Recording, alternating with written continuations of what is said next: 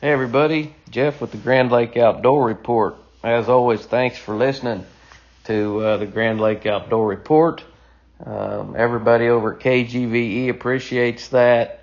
All of us here in my family appreciate it. GRDA appreciates that. I'd like for you to check in from time to time over on the GRDA Facebook page and check in on their website to see what's new and what kind of things that they've got going on.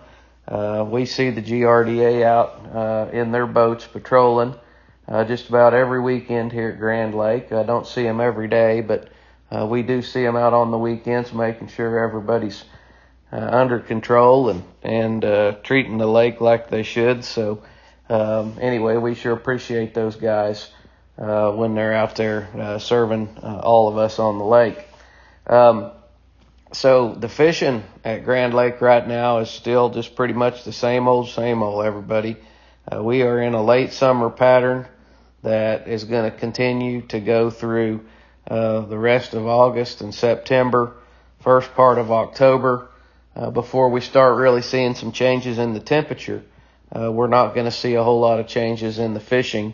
And the only thing that can really change it is if we get a big inflow of water, which can happen sometimes in the fall. But historically, all of our big inflows come earlier in the year or a little bit later in winter, toward the end of October through December. We can get some big inflows in the winter. So if you're fishing out at Grand Lake right now, what you're doing and catching fish is probably going to be doing what you're catching fish for the next month or so. Anyway, the crappie fishing is still good, but like Hayden said last week, you're not just going to pull up someplace and probably just catch limits. You're going to have to keep moving around because a lot of the active fish, there's just not as many fish on that structure right now. And I think I've kind of put two and two together on some of this, why some of these fish get so finicky this time of the year here at the lake, because there's a lot of lakes that you can go to that we don't quite see the fish getting as finicky as they do here. But falling water really turns all fish off. Not very often will you go fishing and the lake is on a fall where you really see a lot of aggressive action. And I don't know where the lake level is right now, but I know that they pull the lake down to, I think it's 742, and they have to have it down there, I believe, by the end of August. So typically our lake is on a fall in August, and sometimes that can just make those fish just a little bit finicky. I know it really affects the crappie and the catfish. I don't know so much on the white bass and the black bass. But I would say, without a doubt, the crappie and the catfish do not react as well daily when the lake is falling.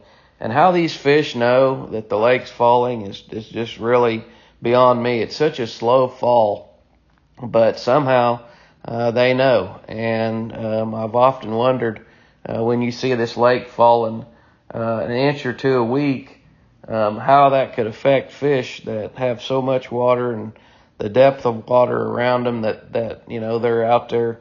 It really shouldn't bother them too bad. A fast fall is really hard on them. We understand that when the lake's falling, a half a foot to three quarters of a foot a day, that is, that can really put a shock to their system. But these slow falls and how finicky they can get is really interesting. Have seen a good report from guys catching fish down below the dam. When the lake is falling, they are generating and running water. So you want to make sure you tune into that generation schedule. But if you get consistent inflows down below the dam right now, boy, you can really have a good time catching fish. And I saw some good reports of some guys catching blue catfish down there, tied up to the cable. I think I saw that over on the Grand Fishing Report Facebook group is what they were doing. Now, I don't know if they're generating water every day. Like I said, you need to try to figure that out on your own. But if you have consistent generation, you can really catch a lot of fish. That'd be some place to go try that if you haven't tried it before and you like the catfish. But just remember, when they shut that water off, and Hudson Lake level is low, you might really have a hard time getting out on that boat ramp down there, at the state park. So, you really need to kind of watch what you're doing. That water is really swift down there. Make sure your boat is operating, properly and, very reliable.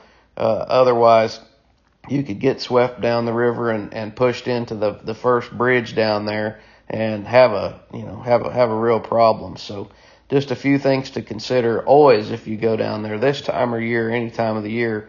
But it is a wonderful place to fish, and you can fish from the bank down there as well. So anyway, guys, we've got hunting season coming up here pretty quick. I'm going to switch over and start talking a little bit more hunting, but I've been seeing some dove land here in the yard for the past few days. We've got neighbors that have bird seed out, and of course, we got plenty of squirrels and birds, but every year this time of year we have a few dove roll in, and they kind of like that free food out there. They come, and I watch them peck around on the ground, and my dog watches them, and anyway, we get a kick out of those guys down there. But it reminds me that September 1st is opening day of dove season. That kind of kicks off dove season and hunting season here in Oklahoma.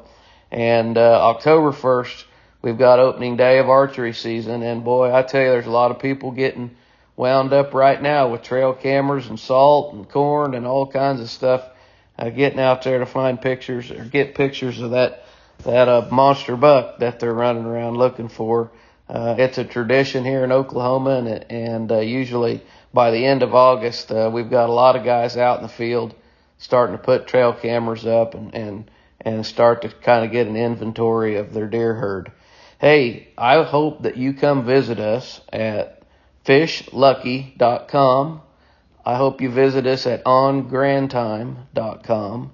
And if you're interested in a facial or a massage, make sure you visit with Patricia over at VIP Grand Lake. That's my wife's spa over here at Monkey Island. It's right across from the Shebang restaurant that's been there forever, VIP Spa. And anyway, I sure appreciate you guys listening. And as always, good luck out there.